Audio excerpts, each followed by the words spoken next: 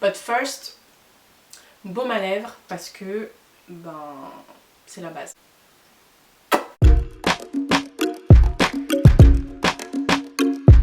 Salutations amis youtubiens, j'espère que vous allez bien. Moi ça va, mis à part que ça fait genre 1 million de fois que je retourne cette vidéo. Bon j'avoue ça fait que la deuxième fois, mais j'ai l'impression que ça fait 1 million de fois.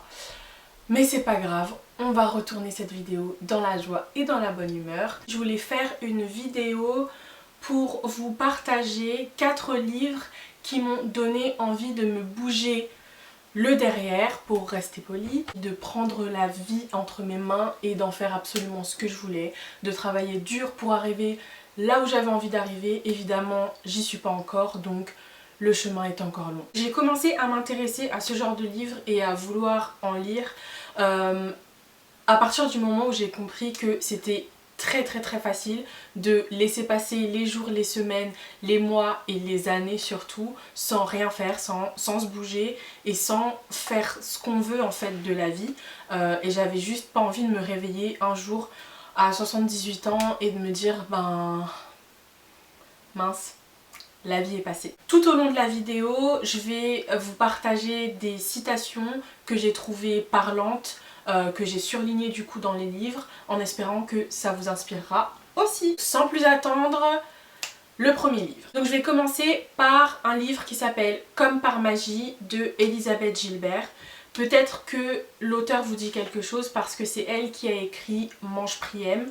Pour ceux qui ne connaissent pas, Mange Priem, c'est donc le mémoire de l'auteur dans lequel elle raconte comment est-ce qu'un jour elle en a eu marre de sa vie et qu'elle a pris ses clics et ses claques. Et elle est partie à l'autre bout du monde, elle a fait 3 voyages exceptionnels qui lui ont appris beaucoup. Comme par magie, rien à voir, ça parle de créativité. Pas la créativité à laquelle on penserait au premier abord, mais l'auteur nous pousse plutôt à vivre une existence créative. Et pour nous expliquer ce que c'est pour elle qu'une existence créative, elle commence par nous dire dès le début du livre que chaque humain a en lui des trésors cachés. Trésor caché, c'est-à-dire un talent, un penchant artistique, et que en gros chaque humain devrait chercher à savoir ce que c'est et le partager avec le monde. Pour elle, vivre une existence créative, c'est la quête vers ce quelque chose d'enfoui. Si vous êtes quelqu'un qui fait quelque chose dans la vie qui nécessite d'avoir un minimum de créativité, c'est mon cas. Évidemment, ce livre va forcément vous parler. Néanmoins, ce qui est justement hyper cool avec ce livre, c'est que en fait, il peut parler à n'importe qui. C'est-à-dire que quand l'auteur dit qu'il faut mener une existence créative, vous pourriez être un biologiste en laboratoire qu'il faudrait quand même vivre une existence créative. Exemple, si demain vous voulez vous réveiller et acheter une serre et faire grandir un jardin, faire grandir un potager, parce que c'est ce qu'il y a en vous, faites-le. C'est parti pour la citation. La peur est un cimetière où nos rêves vont mourir et se dessécher sous un soleil de plomb. Voilà mes amis. Je pense qu'on n'a pas besoin d'explication. Je pense que ça fait assez peur pour qu'on se bouge les fesses. Deuxième livre, You Are a Badass de Jen Sincero. Donc personnellement je l'ai lu en anglais, mais il est disponible en français aussi, et en français il s'appelle Tu vas tout déchirer. Je sais même pas par où commencer, tellement je l'ai adoré. Vraiment du début à la fin, j'ai bu les paroles de l'auteur. You Are a Badass, c'est pour toutes les personnes qui ont un truc en elles qui les démange, c'est pour toutes les personnes qui sentent qu'elles sont en train d'utiliser un pourcentage infime de leur capacité, mais qui savent pas en fait par où commencer et comment utiliser toutes leurs capacités. En 5 grosses parties, toujours avec humour et ironie, Jen Sincero passe par plusieurs étapes pour nous faire comprendre notre mental, notre mentalité, vraiment notre personnalité, pourquoi est-ce qu'on a cette personnalité. Et dans un deuxième temps, elle nous donne des conseils hyper concrets pour se bouger les fesses. Ce qui est bien, c'est qu'elle donne plein d'exemples de la vraie vie auxquels on peut s'identifier très facilement. Et autre chose qui est intéressant, c'est que elle est passée par là. Elle dit elle-même qu'elle utilisait vraiment un fragment infime de ses capacités. Et c'est juste inspirant en fait du coup. Personnellement, quand j'ai terminé ce livre, j'étais en mode mais donnez-moi du travail vite s'il vous plaît, s'il vous plaît. Bref, ce livre est un coup de poing dans le ventre, dans le visage, tout ce que vous voulez.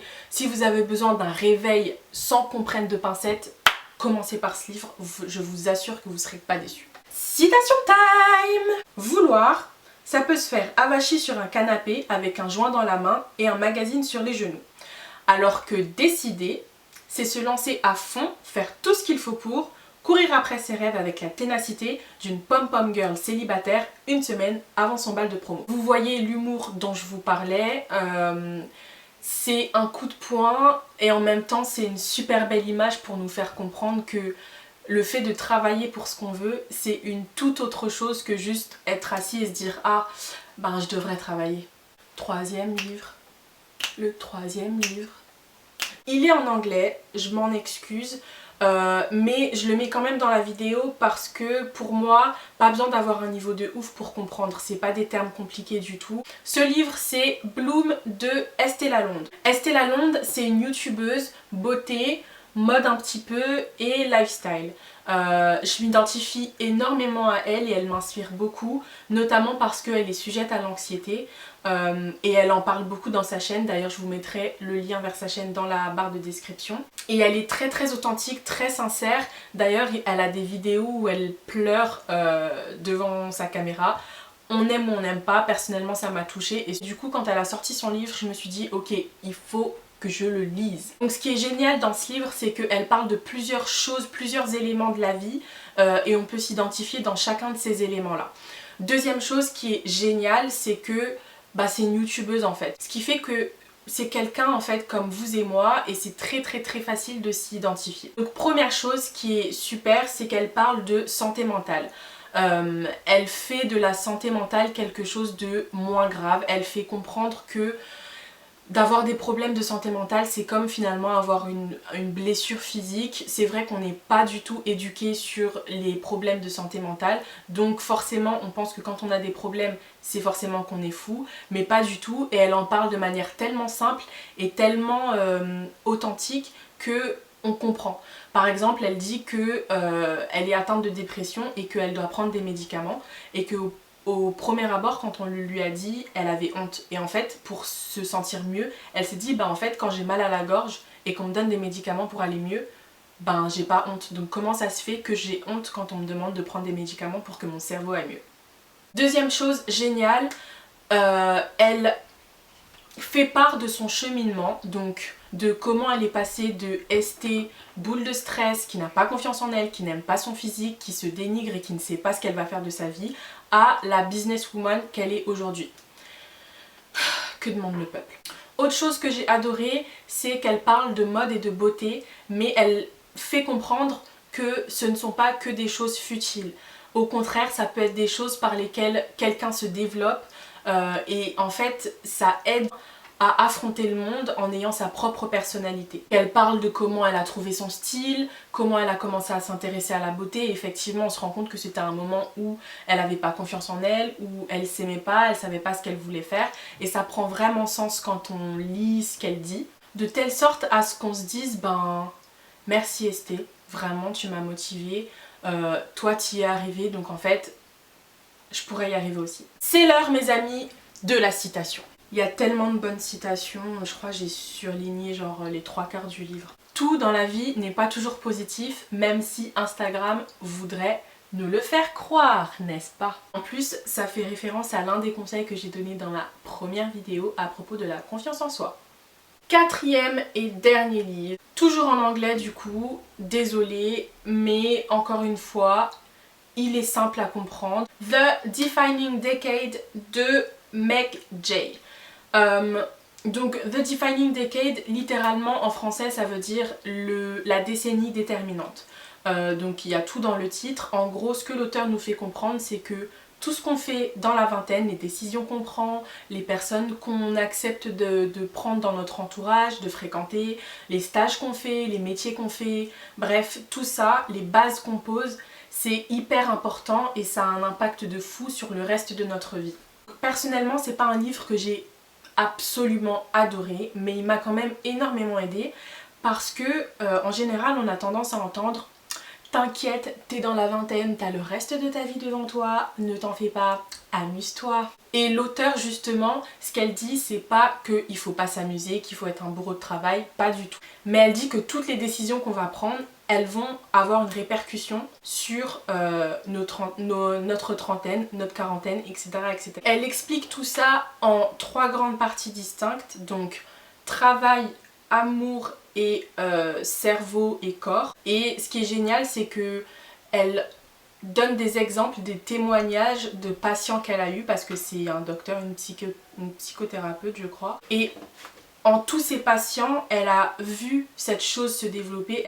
Je crois que c'est l'heure de la citation. On pense que si on évite de prendre des décisions maintenant, donc dans notre vingtaine, on se garde des options pour plus tard, donc dans notre trentaine, quarantaine, le reste de nos vies. Mais on ne se rend pas compte que en faisant le choix de ne pas faire de choix maintenant, bah on a déjà pris une décision. C'est-à-dire qu'on prend la décision de ne rien faire, de laisser le problème se tasser, s'aggraver. En gros, on fuit le problème.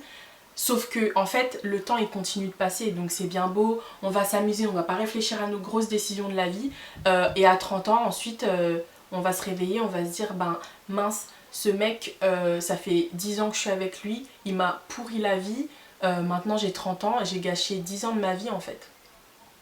Voilà les amis, c'était tout pour moi. C'est toujours aussi bizarre de dire au revoir à une caméra, mais je vais essayer. J'espère que ça vous aura plu, j'espère que les livres vous auront inspiré. Dites-moi si vous les avez lus, aimé, détesté, dites-moi si vous en avez lu d'autres que je pourrais ne pas connaître. J'espère à très bientôt pour d'autres vidéos, et voilà, je vous fais des bisous et à bientôt.